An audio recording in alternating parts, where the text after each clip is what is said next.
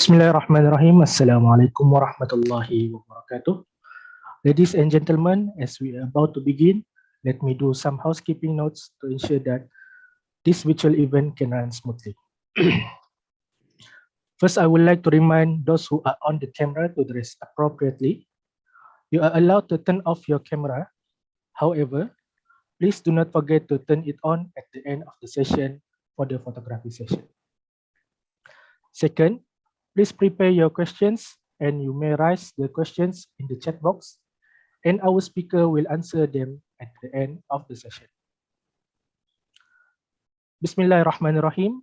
Yang berbahagia Profesor Dr. Shukran Abdul Rahman, Dean of Abdul Hamid Abu Sulaiman Kuliah of Islamic Revealed Knowledge and Human Sciences.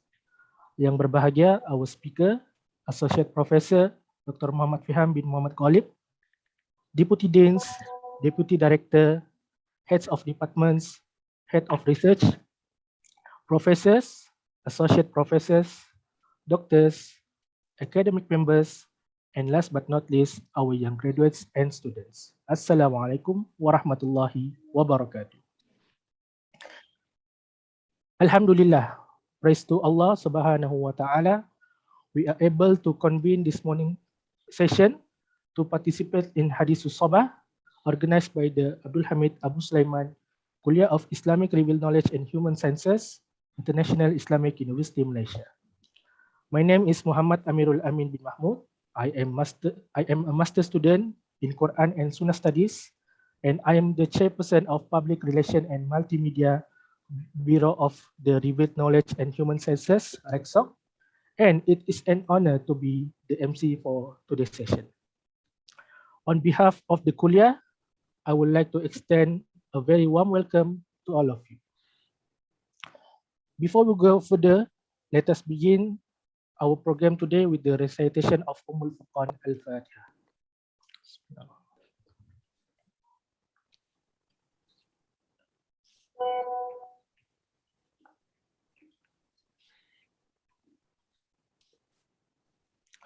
Amin ya Rabbal Alamin. Before I pass the session to our speaker, let's welcome Professor Dr. Shukran Abdul Rahman, Dean of Abdul Hamid Abu Sulaiman Kuliah of Islamic Revealed Knowledge and Human Sciences, to deliver his welcoming remarks. Falyatafaddal mashkura. Bismillahirrahmanirrahim. Alhamdulillah.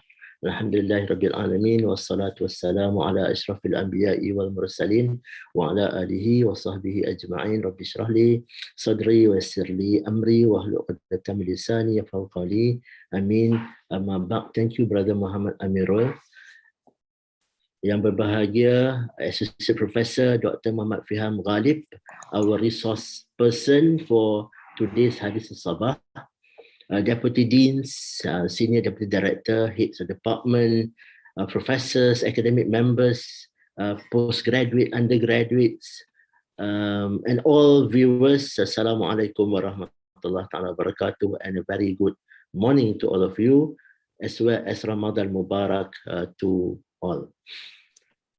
We are very grateful today that we can meet again in this Hadisus Sobah. I think this is the first time that we meet in Ramadan, and the Kuliah would like to record her appreciation to Dr. Muhammad Fiham for his readiness to share his knowledge, experience, and skills with all of us on e-learning, something that he had mastered. All right. This topic will talk about creating awareness and developing readiness among university community. When we say university community, we are talking about the awareness of e-learning among students, the readiness of instructors on the practice of e-learning as well. So what are these e-learning? Is it different from online learning? Is it different from remote learning? Right? I think Dr. Fiham will be able to enlighten us, motivate us, and tell us what to do, okay, in the context of e-learning, and also in the context of current, maybe future time as well, right? So how do we use, benefit, maximize exercise some caution perhaps when we talk about e-learning in the context of higher learning institutions. Right, so thank you very much again, the organizer, for organizing this. Thank you to all participants as well. So over back to you, Mama Amirul. Assalamualaikum warahmatullahi wabarakatuh. Waalaikumsalam warahmatullahi wabarakatuh. Thank you very much, Professor Dr. Shukran, for such meaningful and heartwarming message. Without wasting any time, let me briefly introduce our speaker for today. His full name is Associate Professor Dr. Muhammad Faham bin Muhammad Ghalib, Deputy Dean of Academic and Internationalization, International Institute of Islamic Thought and Civilization, ISTEC, IIUM. He has the experience of working more than 20 years with a major specialty in the use of technology for teaching and learning Arabic language. He was involved in the development of the university's learning management system, iTa'lim, and one of the main committee members of IIUM MOOC. Additionally, he has also conducted several workshops and training on virtual teaching and learning organized by the Kuliah and Center for Professional Development. Before I hand over the session to Dr. Faham, let me inform that he will be delivering his talk for 30 minutes and we will open for the session for Q&A for 15 minutes. You are welcome to share your questions in the chat box. So without further ado, I would like to invite Associate Professor Dr. Muhammad Faham to deliver his talk. فليتفضل مشكورا ومأجورا.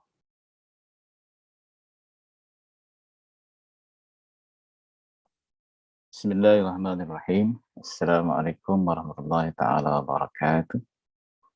And a very good morning to everyone. Alhamdulillahi rabbil alamin, wassalatu wassalamu ala ashrafil anbiya wal mursalin wa ala alihi wa sahbihi ajma'in. Rabbi shrah li sadri wa yassir li amri wa hlul 'uqdatam min lisan yafqahu qawli. Subhanaka la 'ilma lana illa ma 'allamtana innaka antal alimul hakim. ولا حول ولا قوة إلا بالله العلي العظيم. Is there a possibility for me to share screen? Oh, okay, yeah. There you go.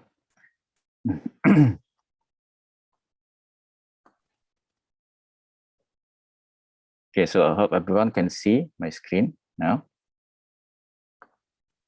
Okay, so roughly that's the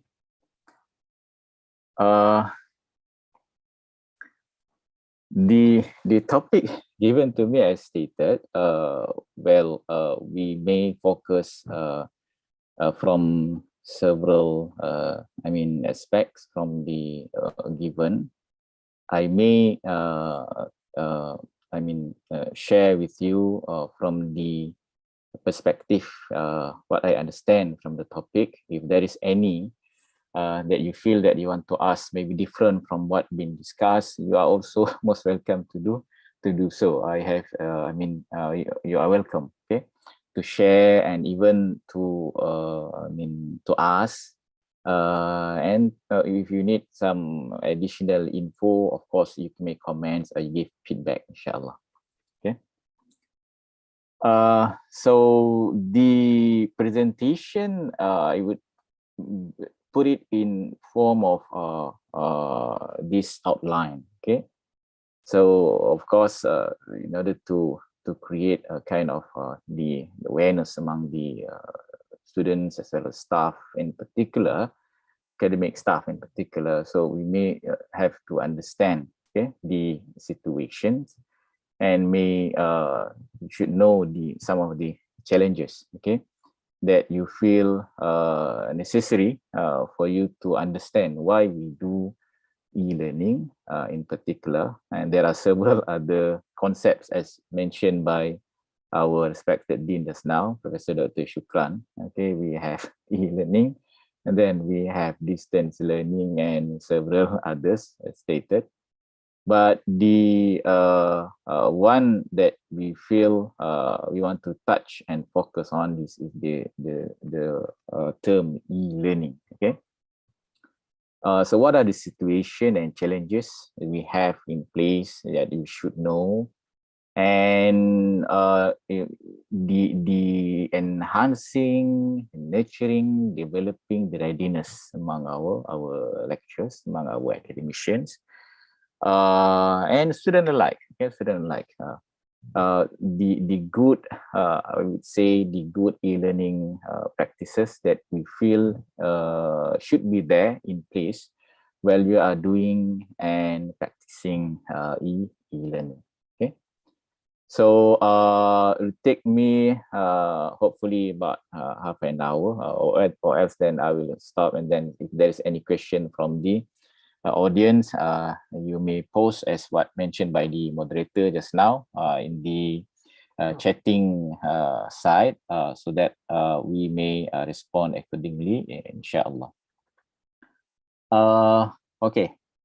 So in Malaysian context in particular, we have what we call the policy. Okay, we have what we call the PAN, which is Dasar E-Pembelajaran Negara, or in translation, is actually e-learning national policy. Okay, so this is the one that we embrace, and this is the one that we all public as well as private institution, higher institution embrace for the practice of e-learning. Okay, they have embedded the e-learning policy, the national e-learning policy in their own institutional. Each of them, they have their own e-learning institutional policy. Okay, related to the respective institution. For ours, we have our own e-learning policy, where much of the components are actually taken from the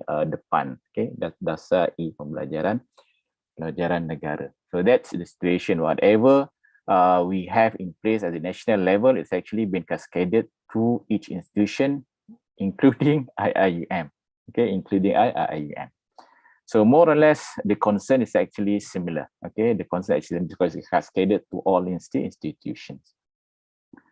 The area of concerns in the e-learning policy, as stated, we have like the inculturation of e-learning, curriculum, e-content of e-learning, the infrastructure of e-learning, professional development. Okay, mainly the technical people as well as the academician who are responsible, okay, in doing e-learning.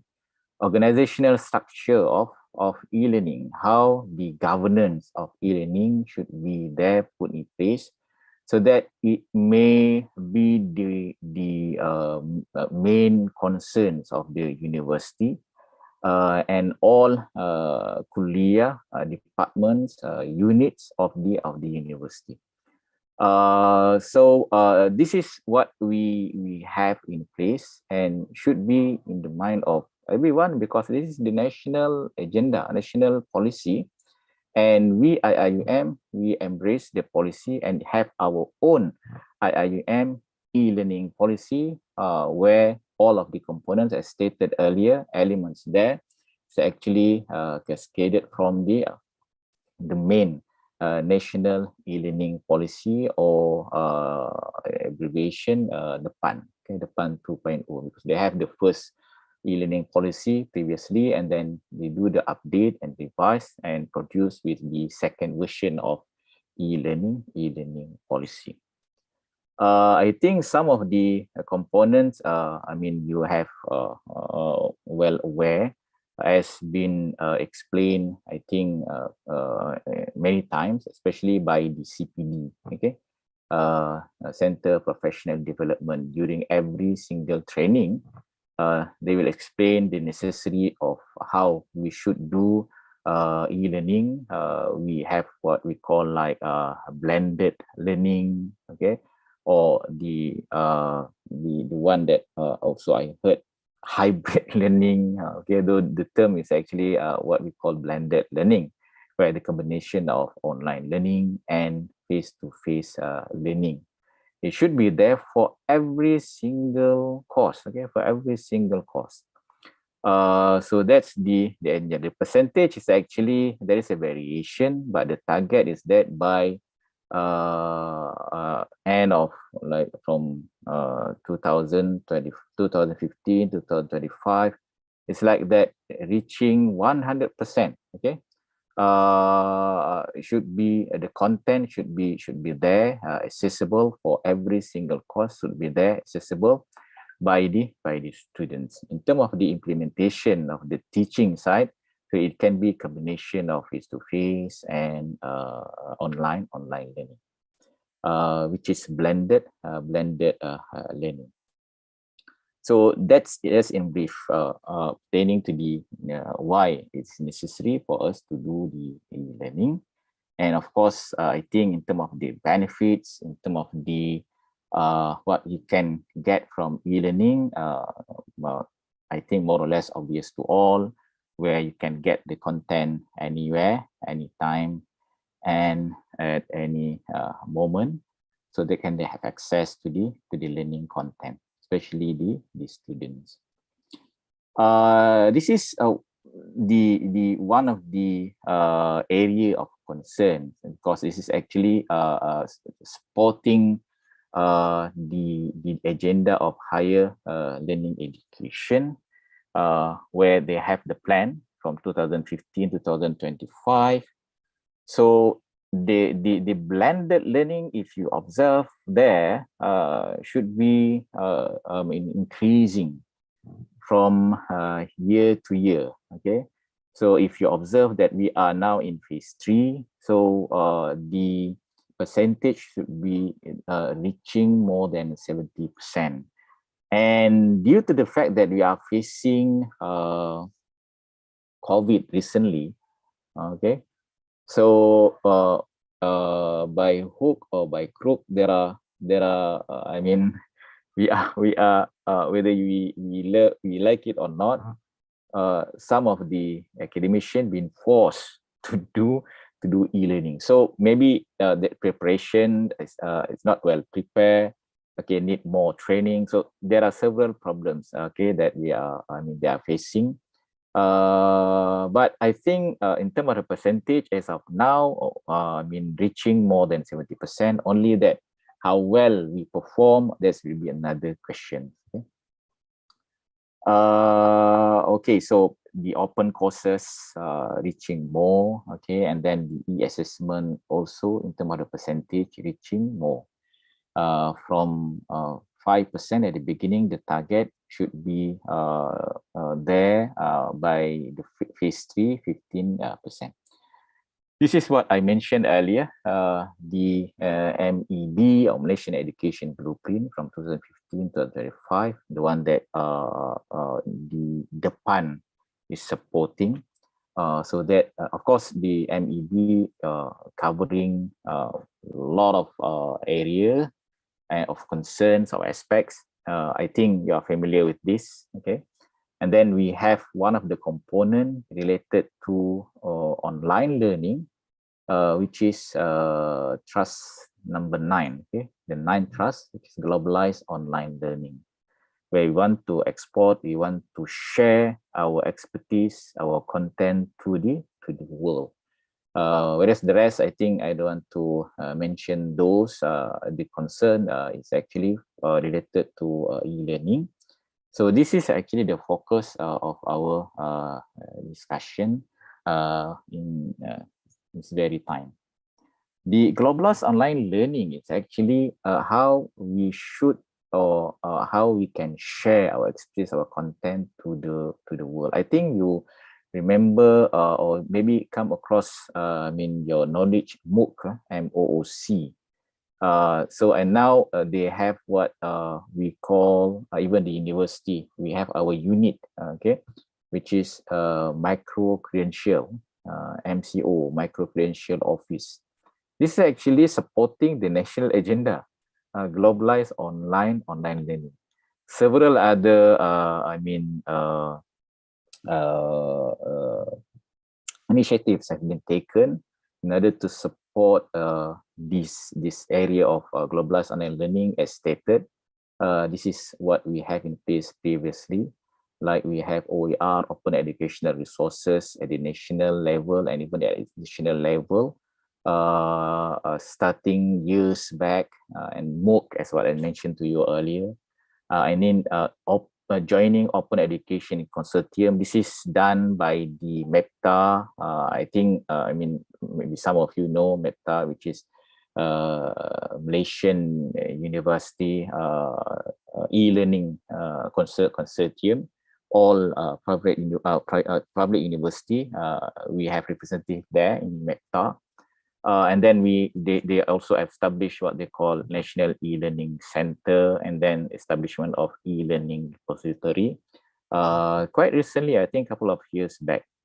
So those are the initiatives supporting globalized online learning. So it is expected that by phase 3, reaching end of 2025, every single institution, you should have not more than 30 micro-credential online courses offered online for various purposes, either for developing the self-development or credit transfer. In terms of the readiness, okay, from our student and staff side, though that the percentage been questioned by students, because the student union, they have their own survey. This is actually survey done by the IIUM, in particular CPD. And then the outcome is as stated. Okay, for the student side, I think it's much lower for the students in terms of the percentage. But indicating what? Indicating their readiness. They want to do, they want to practice, they want to learn, okay? Or maybe among the lecturers, they want to teach via online, okay? Via online or e-learning, which is reaching more than 70% for both staff and students, okay? The survey conducted during the MCO period, I think 2020, end of 2020. There are several factors maybe affecting this readiness due to the fact that the situation MCO during that time. If it is not MCO, I'm not really sure whether the percentage reaching as what you can see here is maybe lower. Okay. So that's the situation. Okay, that's the situation in terms of the readiness among both for both students as well as staff of the university. I may speed up a little bit. Okay. Those are the situation. Those are the the surroundings that we are living with, where there is a concern and there is a need that we should aware. We have to join the bandwagon. Okay, you have to join and then be part of the e-learning agenda at the institutional as well as at the national level, even at the global, at the global arena.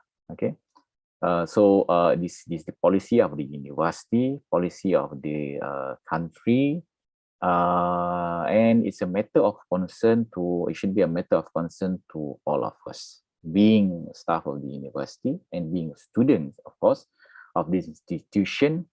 Okay, this is the one that concern of both the institution and in fact the university, the country, where we should venture the online learning.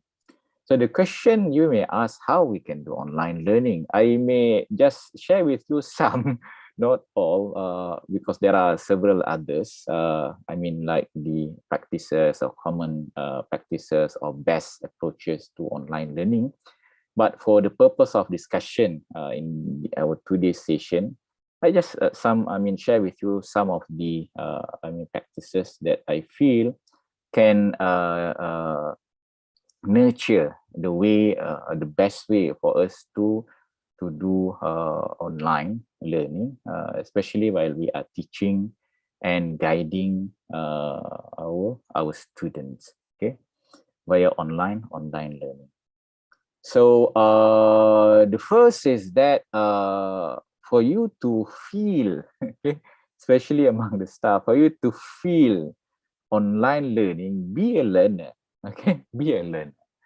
What I mean here is that try to join some of the online courses and see how you can react, and then what nature of experience you will be feeling.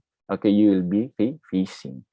There are freely available online courses, okay, in the internet, like from Coursera, you have a lot there, from Udacity, okay, from edX, then from Open Learning, even because I have some experience with Open Learning.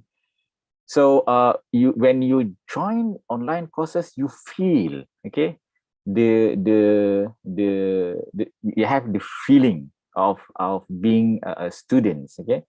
So if that is the case, then you start guiding your student the way of taking into account that feeling, okay, the how to guide your students, how that you feel alone if you are with no activities, how you feel that the content should be presented in a manner suitable to you rather than traditional book-like content.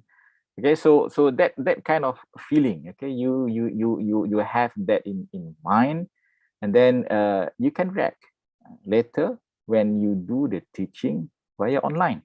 This is actually freely available. You can have access to these online courses and then be one of the participants in those courses. Okay, so be a learner yourself, and then see and then experience the state of learning the content online. Okay. The second that I may share is that self-development.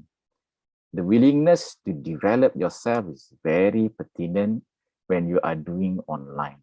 The ability for you to learn, to relearn, to unlearn. Those are some of the jargon sometimes in the e-learning arena.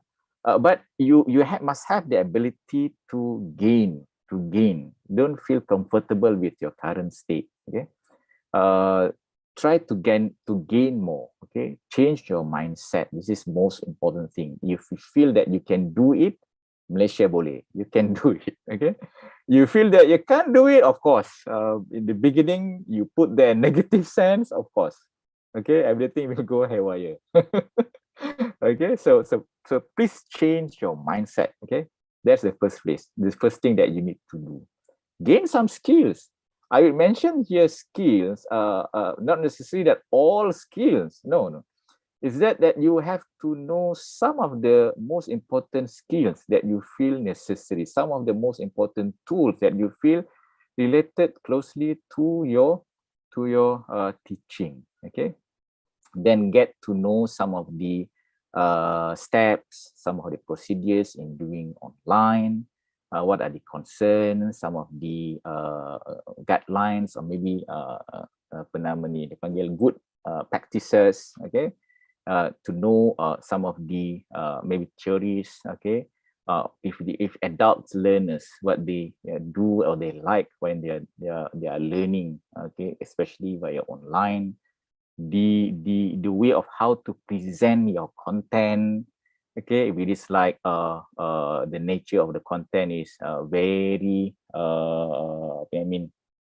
non-science content or like a human social science content. So how to do it if it is like science content, how to present it in what form, okay, what are elements that you should embed in your presentation, things like that. Okay, the skill set that you have, the most important thing, okay, it should be there in place so that you can working conveniently. Okay, working conveniently.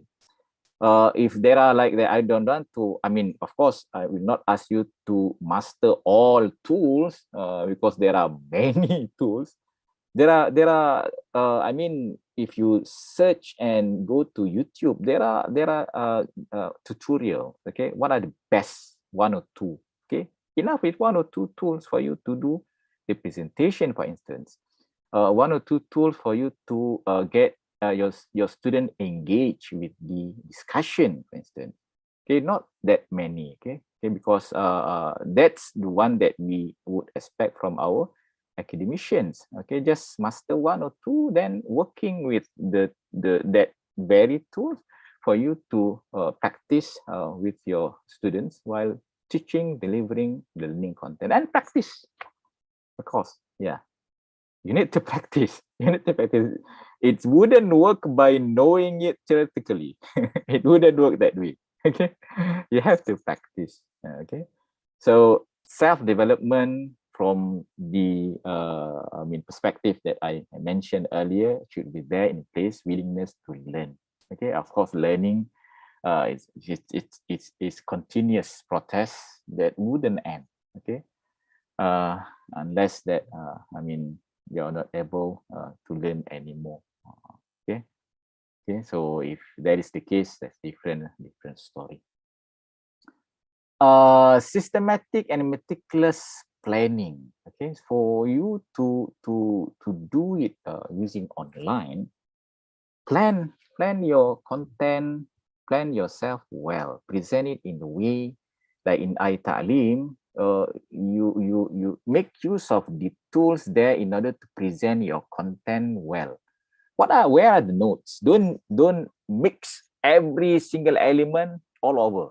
Okay, student wouldn't understand your content. Okay, so where are the notes? Where are the topics? And then where are the exercises? Where are the maybe assignments? Okay, so highlight them carefully and clearly. So be systematic, okay, in presenting your content. That's the most important thing. Plan. Okay, plan in order to success. Okay, so plan well. Be very particular in this. Okay, plan your content well and put it nicely, especially in iTa'lim or in every other platform. Okay, in our case, it's iTa'lim lah. Okay, put it nicely there so student may understand. Okay, and systematically as well. Okay, so and of course, learner engagement and motivation is very pertinent. Always, try to activate. Okay, try to get yourself, your students involved in the discussion, motivate them, and then by giving activities. Okay, by giving activities that what we call representing active learning. Yeah, so active learning is a term actually. So some of the keywords of active learnings are as stated here. Okay, experiential, self-regulated, collaborative, engaging, immersive, cognitively challenging, authentic learning experience. Okay, gaming feature of the activity. So those are the keywords of active learning. So make sure that your students participate and then engage in the learning. Of course, motivation is very crucial in this because observation will contribute to engagement. Engagement, of course, will contribute to learning. Okay, in the end. I may focus, if you feel that less participation from the student, you should focus more and get your students engaged with the learning process and doing and practice what we call active learning procedures. Okay, activities related to them, engaging, collaborative. Okay, ask them to work in groups, for instance, and then it's related to their experience, closely related to their learning, personal experience. And then is very is very unpleasant, okay, if you present and your content in a way that similar to the lecture type delivery, because students is not in front of you online. Maybe they will be there during other time, okay. So this is nature of online. They have synchronous or asynchronous. So to facilitate this situation, you put your lesson in bite-sized in bite-sized content, or chunk your lesson into several sections or several parts, so that it can be easily digest. Okay, if you just put there pages of notes, and then with no explanation whatsoever, expecting that the student will read, or maybe you put there like 2-hour video presentation expecting them to view, it's very they will do it. It's very unlikely they will do it. So put the lesson in several parts, easily digest by the student. Okay, presentations, activities. Okay, so several parts of the lesson, there are activities that they should perform and do, okay, accordingly. I think the synchronous and asynchronous activities are very obvious to all of us. Okay, these are some of the things that I think from in my opinion can represent activities, both synchronous, okay, and asynchronous. Well, you can plan try to practice variations in the activities. Okay, sometimes there are like what we do when we are there in class with our students, we practice several activities, not one single activity again and again and again. Okay, so normally try to practice variation, try to get presentation of content in the form of, say, for example, video, and at the time we have kind of notes, and then maybe an audio later, and then explore website. Okay, so that can be like challenging, cognitively challenging, okay, to our students. Applicable both synchronous and asynchronous activity. For synchronous activity, I think during the time you do or delivery your lecture, you can have some kind of like a small quiz, for instance. They're using dedicated tool for that, or maybe like a discussion, okay, like 5 minutes discussion, getting some info from your student there and then, and several others, okay, and several others while you are delivering Doctor, your lesson. I'm sorry for interrupting. You have Okay, 2 minutes okay. left. So I think this is my last slide. Yeah, thank you very much. So I think with that, I may end the sharing. Maybe if there is any question from the audience side, I'd be happy to respond. Yeah, thank you very much. Back to our moderator. Thank you very much, Dr. Faham, for his explanation and sharing. Now we have reached the Q&A session. So you can ask in the chat box, and I will try to read and pass them to our speaker. Or you can ask directly by open your mic.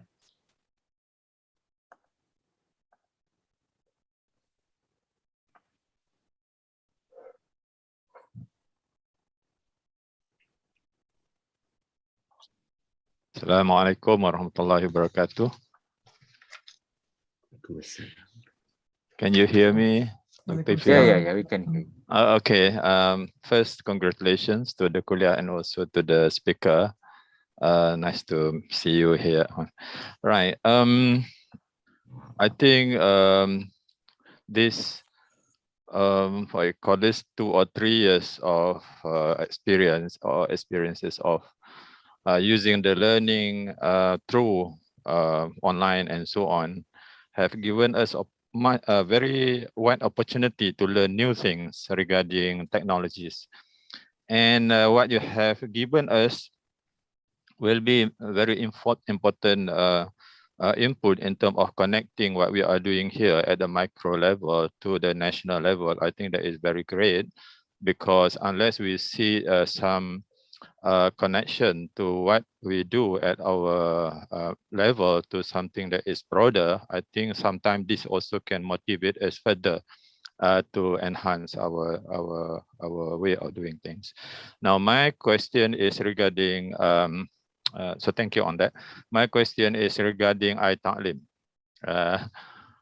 We have last time I was used more to the previous version of that, so that it was easy for me to see the improvement, and also how we can manage the achievement in blended learning, because it gives us very clear, even the like graph and so on.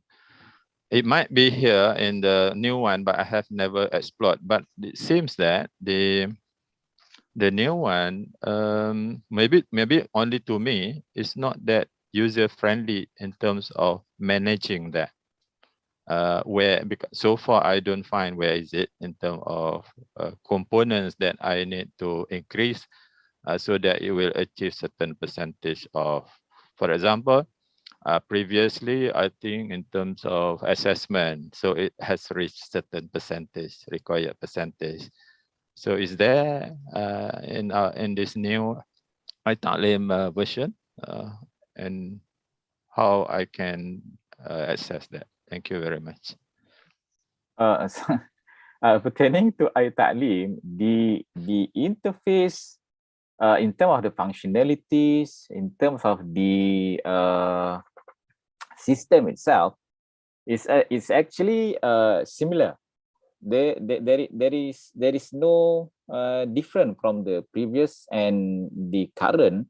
Even the current with some features not available in the previous version of iTa'lim.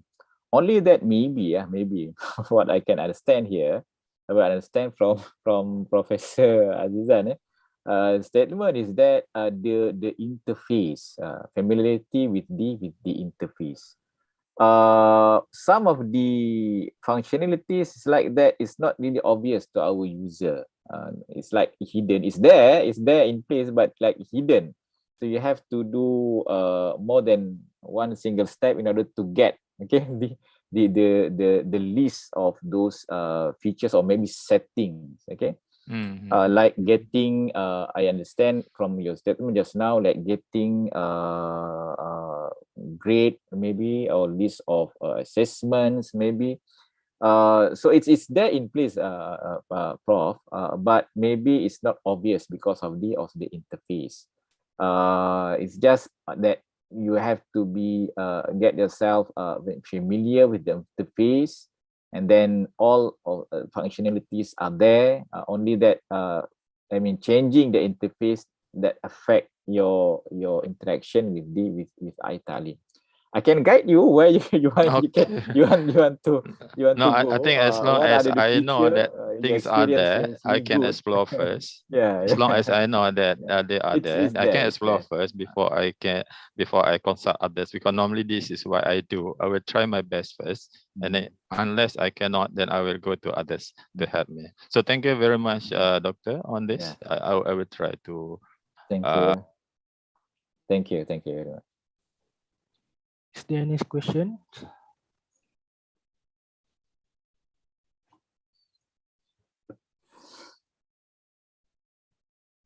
So far, so good, from everyone. Early morning. This is so. Muhammad Amirul, can I also ask a question to Dr. Feham? Yes, sure. Please, respected Dean. Dr. Shukran. Listening to you just now, especially with regard to Japan and also IUM e-learning policy, right? So what I could sense here is that even after pandemic, the remote learning is here to stay, right? Remote in the sense that we are going to continue with the blended learning, right? So no way that we are going to have totally face-to-face class sessions like we used to have before 18th of March 2020, right? Maybe Dr. Lihana is here to comment as well, right? But one thing that we have also gathered from you, Faham, is that we need more than technology, right? So we need to prepare our people, we need to prepare new pedagogical approaches. So I experienced that my available PowerPoint slides cannot be simply used for online learning. I have to change here and there so that it would serve some purposes when learning online is concerned. Talking to our friends in Indonesia, for example, they are still giving attention to pembelajaran tatap muka, they call it, right? So tatap muka to them is very important. And how do we make online learning a platform for tatap muka learning still? We use the word face-to-face, but then when we are having online learning, this face-to-face doesn't happen. Students or even lecturer does not or do not switch on their camera so that we cannot see their reaction, cannot see how do they respond to certain subject that we teach them.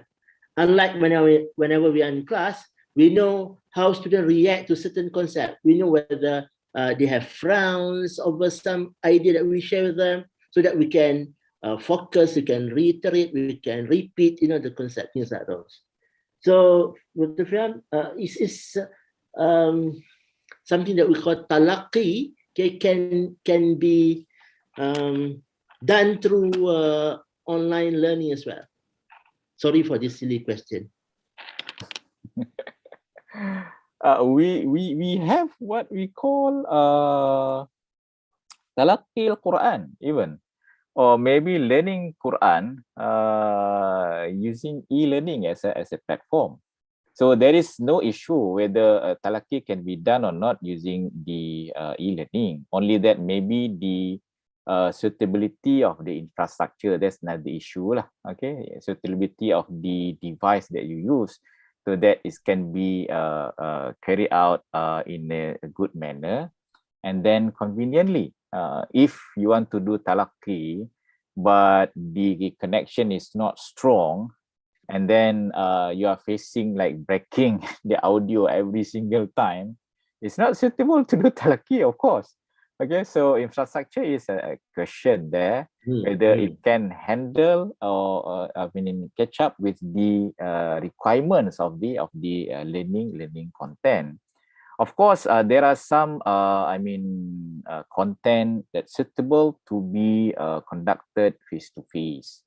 Okay, like talaqi and several others, but without neglecting the possibility of delivering those using e-learning platform. It can be done, but with some requirements needed in order to deliver, in order to conduct the teaching learning. Okay, for if it is in the form of like talaqi punya nature of content.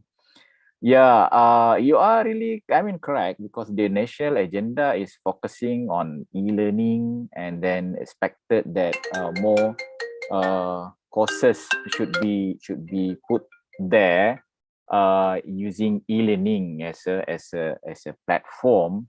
I think I share with you the percentage and the policy of the PAN as well as IIUM. Okay.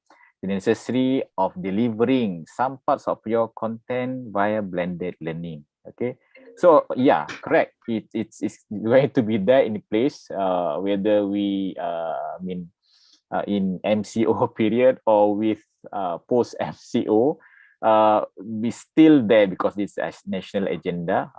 Even now, we want to export our expertise, our content to the global world, as what stated in the Thrust 9 of the Malaysian Educational Blueprint, Globalized Online Learning. I mean, the gist of this 9th thrust is that you want to export your expertise to the global world via what they call MOOC previously, and now we have in place micro-credential. Yeah. So I think it still can be done, only that the requirement should be, as what required, so that seamlessly talaki type courses can be there and then delivered between the teacher or the academician and the audience. I mean, here the students. Yeah. Any feedback, maybe comments? You are most welcome.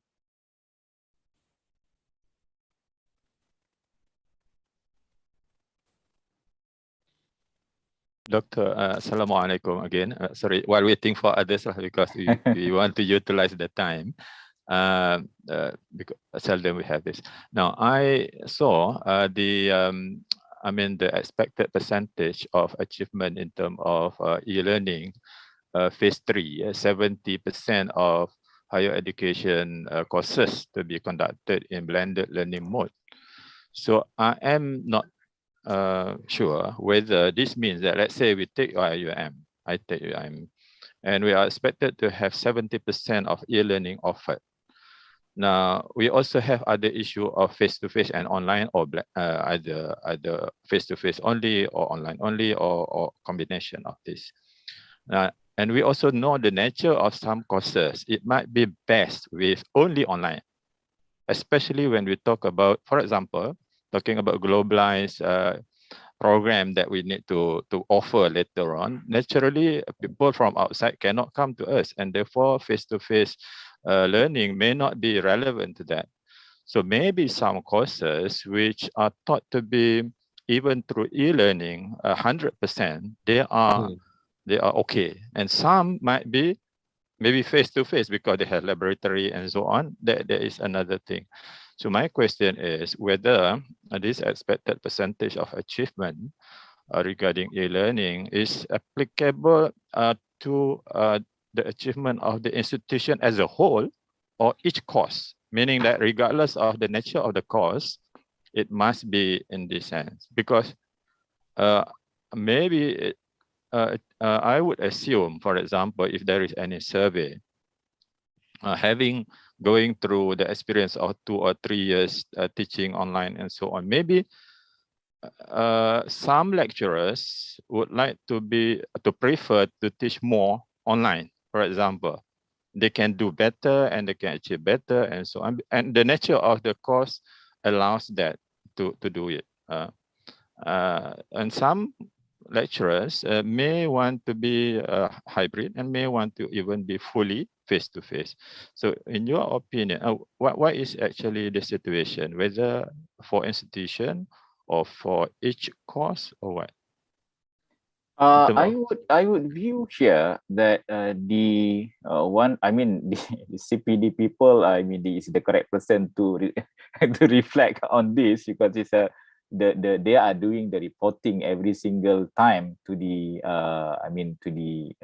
higher education ministry for the purpose of reporting.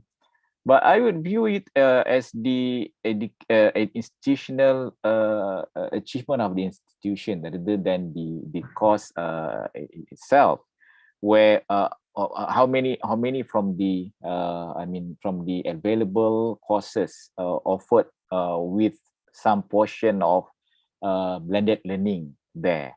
Okay, so the number of courses with blended learning. Okay, that will be the concerns rather than one single course with percentage of the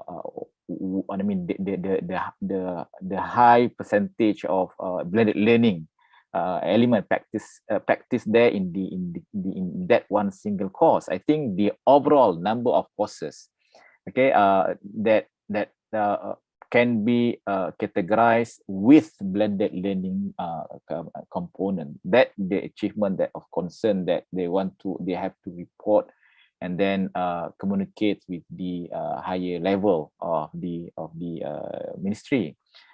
So that's the concern. You are correct. I think for me, even if you ask me whether I agree 100% online, I would say that, well, I would reluctant to put that in place 100% online, because element of human touch is very necessary in teaching. Yeah, I mean, maybe once in the semester time, or maybe twice in the semester time, there should be kind of like face to face.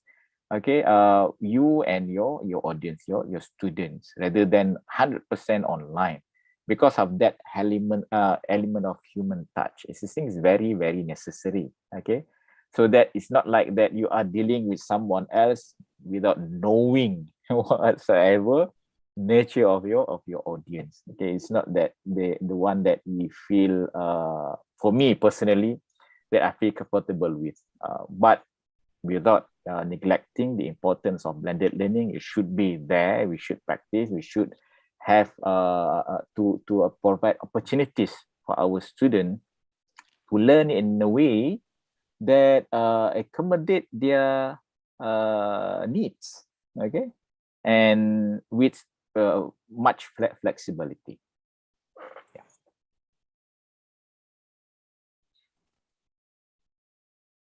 I like the word flexibility because we are dealing with various. For example, those who are abroad now, they cannot come here face to face. Is not a question any longer anymore. Yeah. So I think Can it's I good. add as well? Yeah. Thank you. Can I add as well, Professor Azizan?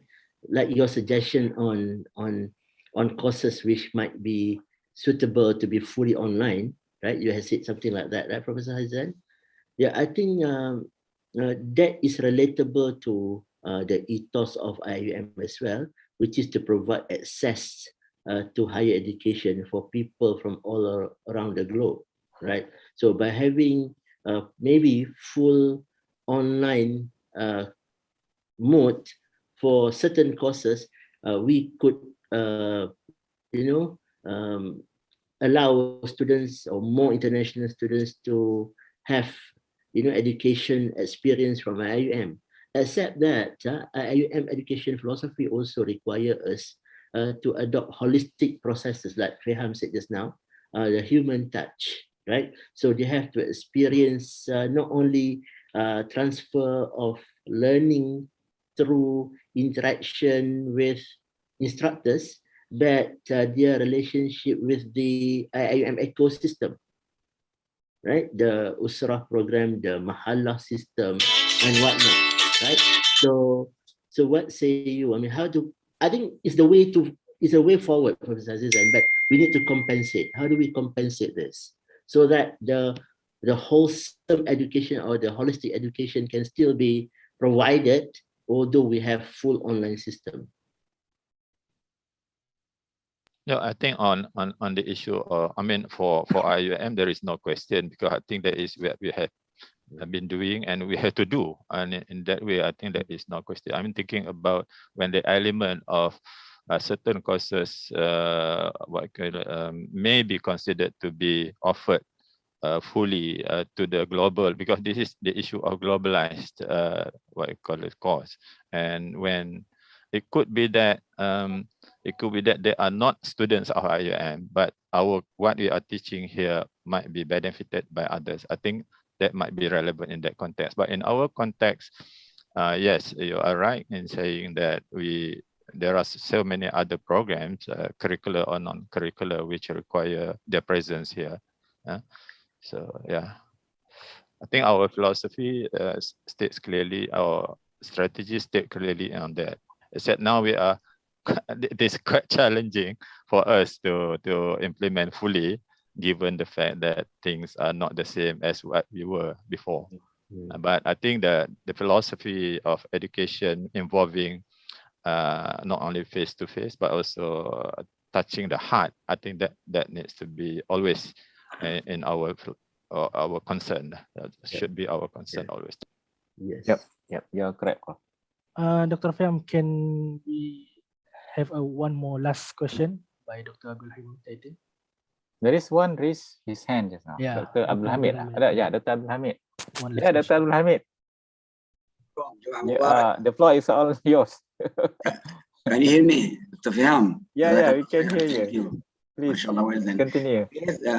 Based on the comment of Dr. Hazizan and Prof. Shukran, I think the human touch element should always be in our mind. In the case of IUM, we always talk about the virtue or the value aspect. In this garden of knowledge and virtue, the tarbiyah aspect will always be missed if we only focus on the e-learning programs.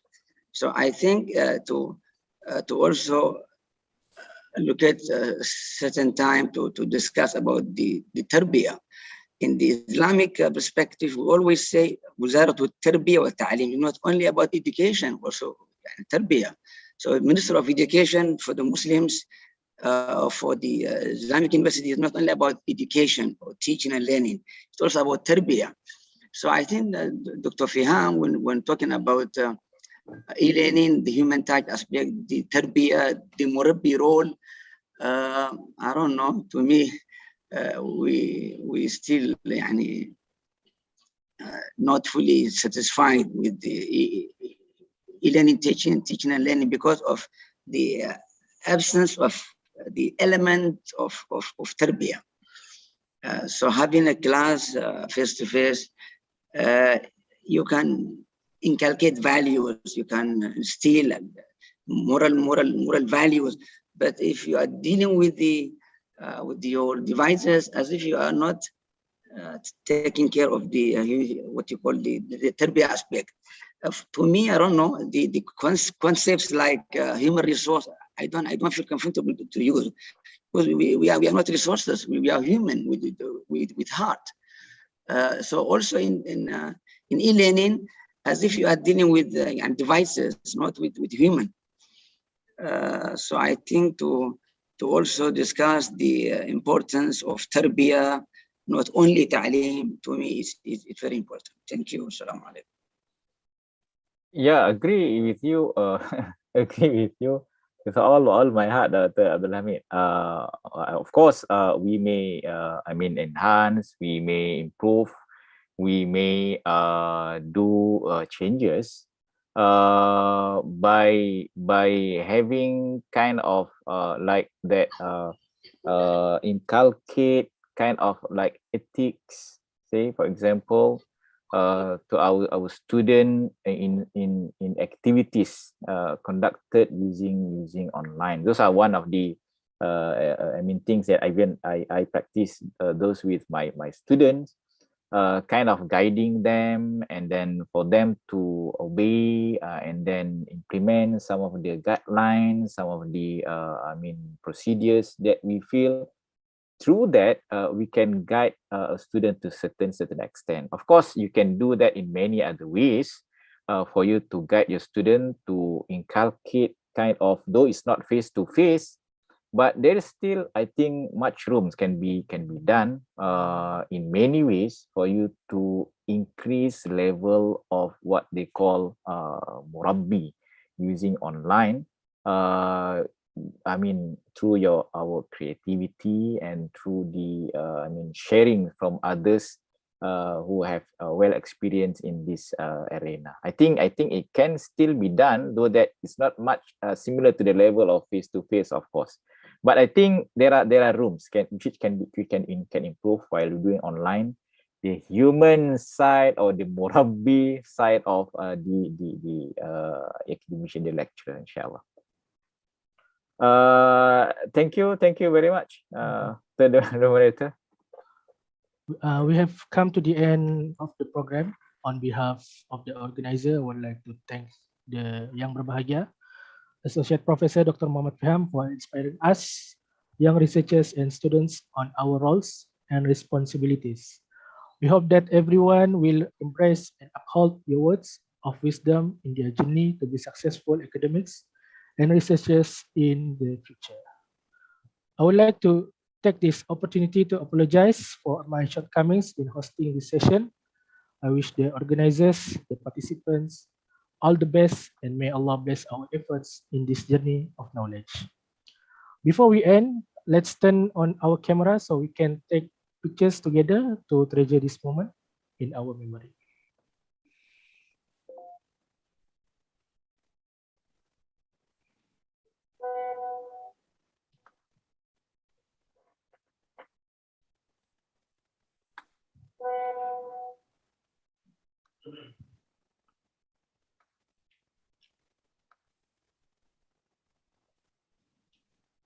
Okay, 1, 2, 3.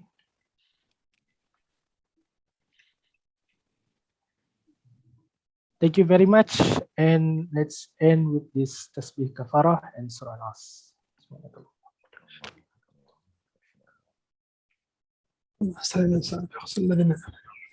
Yeah, jazakallah Thank khairan. you very much. Jazakumullah khair. Jazakumullah khairan. Barakallah. Barakallah. Assalamualaikum. Thank you. Thank you very much, everyone. Assalamualaikum warahmatullahi wabarakatuh. Waalaikumsalam warahmatullahi wabarakatuh. Assalam.